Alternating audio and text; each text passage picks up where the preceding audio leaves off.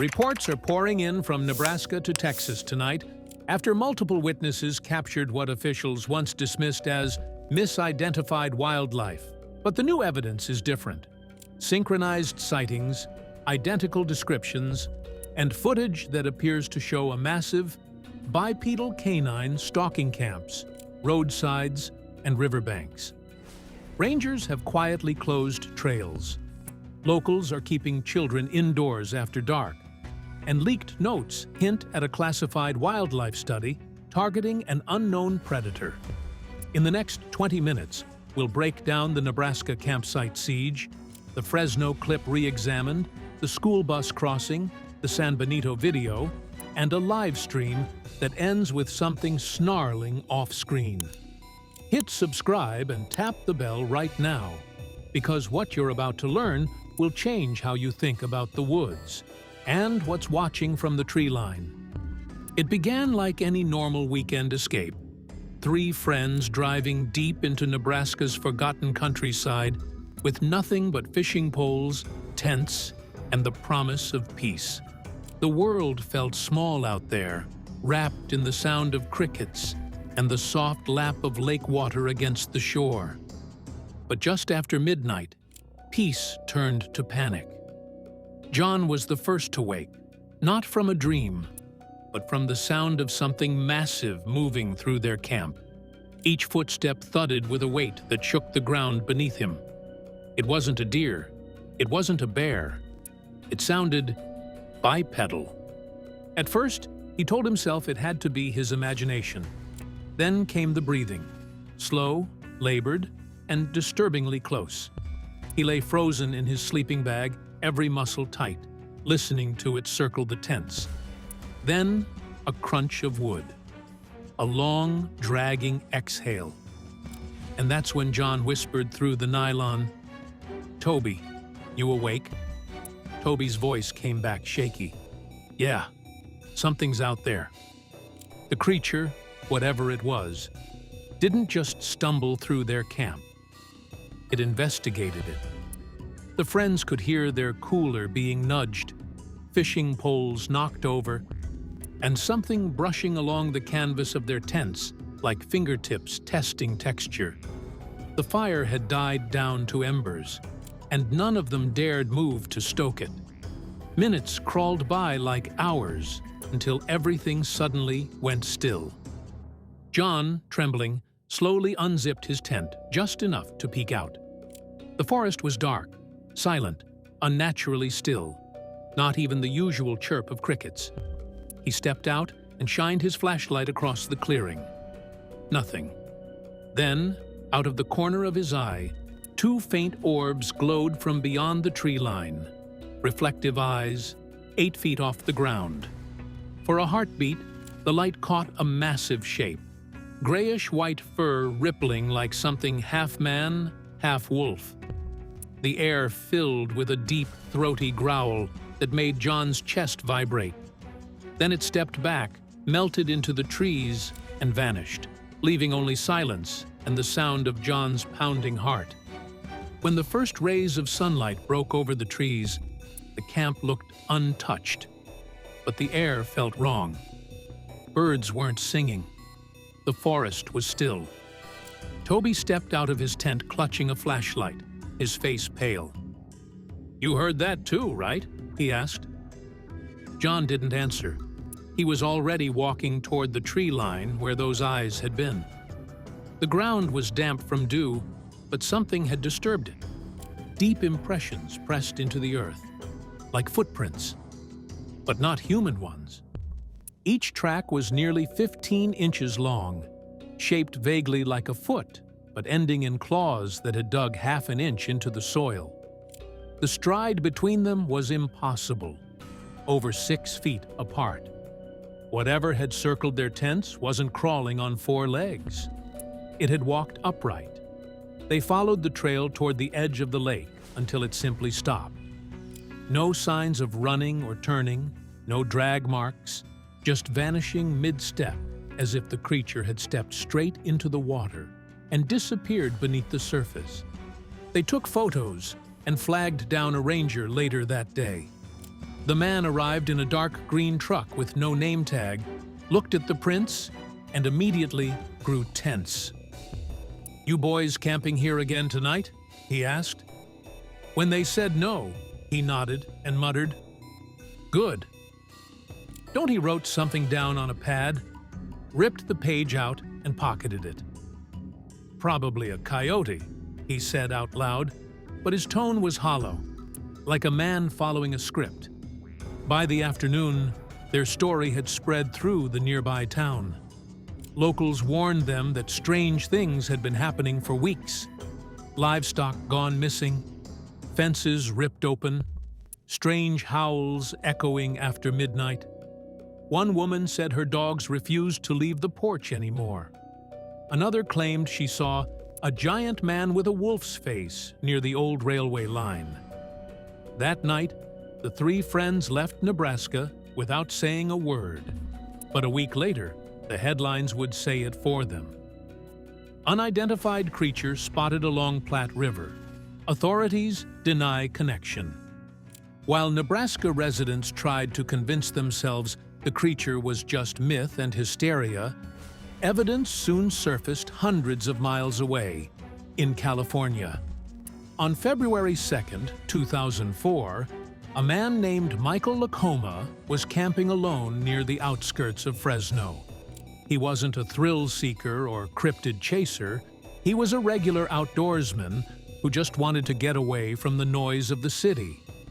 He set up camp on the edge of a wooded slope and settled in for the night, not knowing that what he'd capture on his old handheld camera would become one of the most debated pieces of cryptid footage ever recorded. It started with a noise, faint at first, like someone dragging something heavy over gravel. Then came the sound of low, rhythmic grunts echoing from up the hill behind his tent. Thinking it might be a bear, Michael grabbed his flashlight and his video camera, stepping out into the cold night air. The footage is grainy, dark, and unstable, but what it shows is chilling. At first, you can make out a pair of glowing eyes reflecting light from his flashlight. They're too far apart to belong to a coyote or dog. Then the figure moves. It drops to all fours, then rises, unmistakably upright, broad shoulders rolling like something struggling to balance its weight on two legs. Michael whispers, "What the hell is that?" Right before the creature turns toward him. It's hard to see details, but the outline is clear. A tall, muscular, wolf-like figure with elongated limbs. Then it bolts downhill, covering at least 30 feet in a matter of seconds before vanishing behind the brush.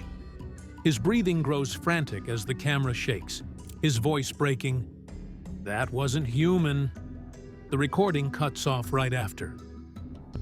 When Michael brought the footage to local authorities, they dismissed it immediately, calling it low-quality hoax material. But the clip made its way online years later, reigniting debate among cryptid researchers. Analysts noted how the figure's gait was unnatural for a human in a costume.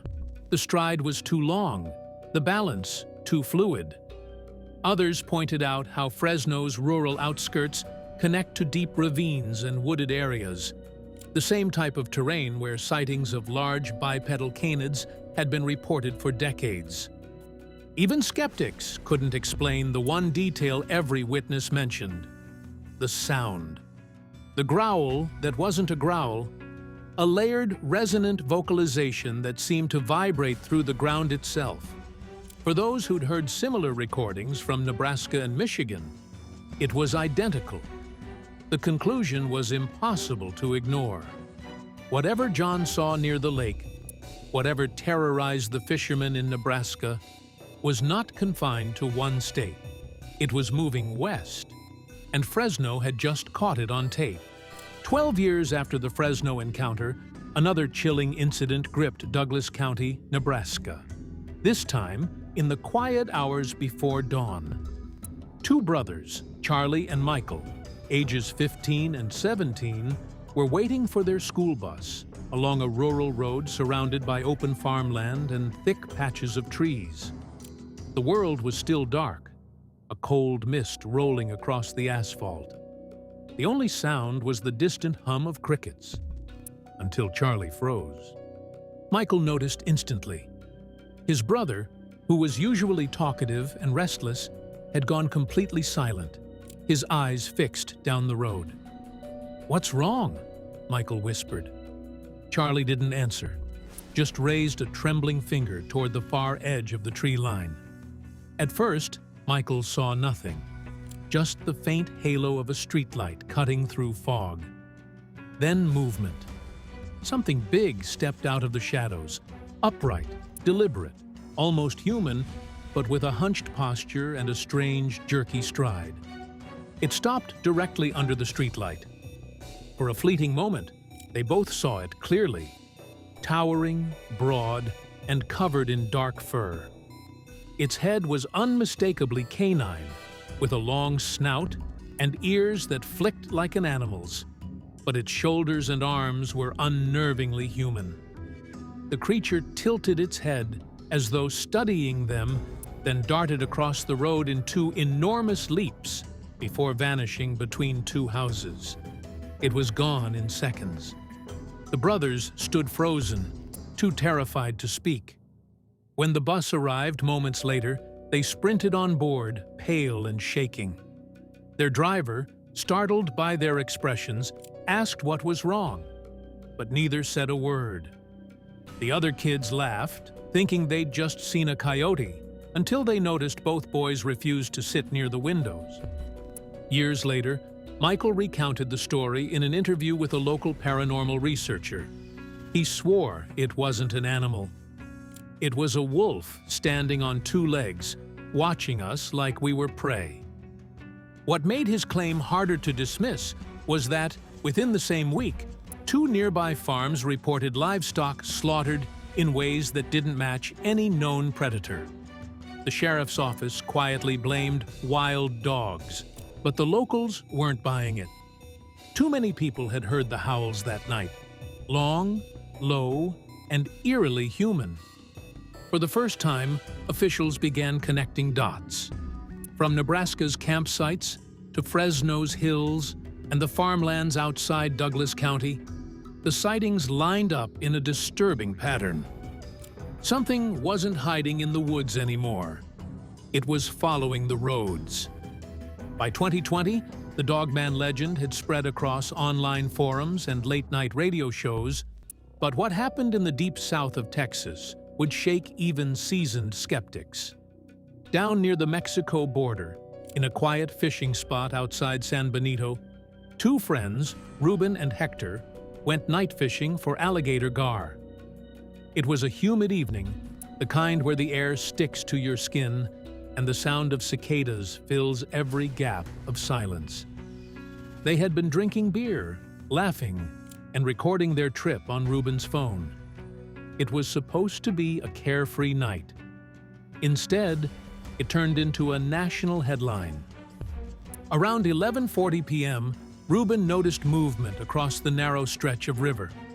At first, it looked like a stray dog sniffing along the bank. He zoomed in, joking, "Hey, we got company." But the laughter stopped the moment the creature stood up. The camera caught it. A tall, broad figure rising smoothly onto two legs, its fur rippling as it balanced perfectly upright. You can hear the disbelief in the men's voices. No way. That's not a person. Then, without warning, the figure began to walk parallel to the river, moving faster than any human could. The footage is shaky, but the reaction is real. You can hear the fear build as Ruben's breathing quickens and Hector whispers, "Dios mío!"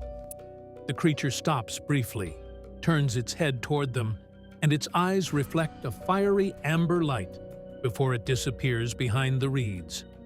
The moment it vanishes, a deep growl rolls across the water, so powerful that it vibrates through the microphone. The men panic, dropping their gear and sprinting back to the truck, the camera still running as their footsteps pound against the dirt. The next morning, Ruben uploaded the video to a Facebook group called True Horror Stories of Texas. Within hours, it was everywhere. Reddit, local news, and eventually national outlets. Authorities labeled it a hoax, but couldn't explain the size or posture of the figure. Wildlife biologists tried to claim it was a black bear, until locals pointed out there hadn't been a confirmed bear sighting in Cameron County for decades. More troubling still, residents along the Rio Grande began reporting mutilated livestock and strange prints near the waterline. One witness even claimed to have found claw marks carved into the metal siding of a barn. For the first time, mainstream outlets were forced to cover it, and the headline was the same everywhere. Something is roaming the Texas borderlands, and it's walking on two legs. Around the same time reports out of Texas began circulating online, another chilling encounter emerged from the very heartland where the Dogman stories had first begun, Nebraska. This time, the witnesses weren't seasoned outdoorsmen or late-night drivers. They were just kids. 3 teenagers, 15-year-old Sherry, her best friend Holly, and their buddy Todd, decided to spend their spring break backpacking through the Nebraska National Forest. It was supposed to be a week of hiking, laughter, and stargazing. But by the second night, the forest gave them something they would never forget. The day had been perfect. Clear skies, warm air, and a calm silence that felt almost sacred. They set up camp near a narrow creek, hung their hammocks, and cooked dinner over a small fire. As night fell, Sherry, who suffered from insomnia, offered to sleep in the hammock so her friends could rest inside the tent. She stayed awake for hours, rocking gently, watching the stars blink through the canopy. But then, she noticed something wrong. The woods had gone silent.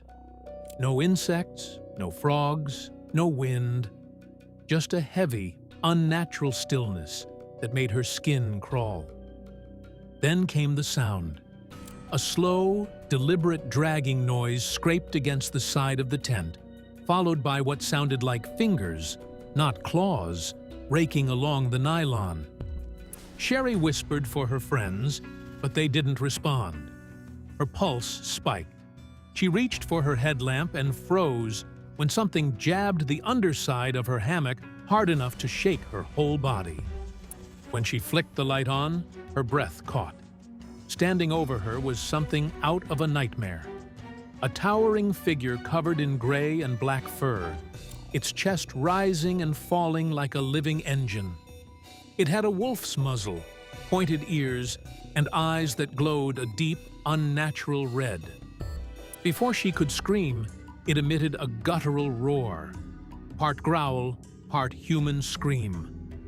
Sherry's friends burst from the tent, shouting her name, just in time to see the creature leap into a nearby tree with terrifying agility, disappearing into the branches above. The 3 teens bolted down the trail barefoot, sprinting through the dark until they reached their car miles away. By dawn, they were in Omaha, shaken and bruised. When they returned with a park ranger the next day, their campsite was gone, not just disturbed, but erased. No tent, no hammock, no fire pit. The ranger accused them of lying, but they knew what they saw, and whatever it was, didn't want to be found. Months later, another piece of footage surfaced. This time, not from a shaky phone or a terrified teenager, but from a seasoned outdoor researcher who had been live streaming her solo investigations for years. Her audience knew her as Cat in the Wild, a woman fearless enough to camp alone in the thickest parts of America's forests, chasing myths most people only whisper about. But on September 25th, during one of those broadcasts, her camera caught something that would stop her stream and her career cold. Cat had set up camp deep within an undisclosed wooded region in the Midwest, known for strange animal calls and mutilated deer carcasses found half-eaten. Her plan was to cook food, let the scent drift, and use a Bluetooth speaker to play recorded coyote howls. Bait for whatever was out there. For the first hour, nothing happened. Viewers in her chat teased her. "Where's Bigfoot?" "You need scarier bait." She laughed, shrugged, and turned the camera toward the tree line. Then the forest went quiet. Suddenly, a pair of glowing eyes appeared in the darkness, low to the ground, amber orange, and completely still. "What the?" she whispered, zooming in. The light from her flashlight revealed a faint outline of something crouched behind a tangle of roots.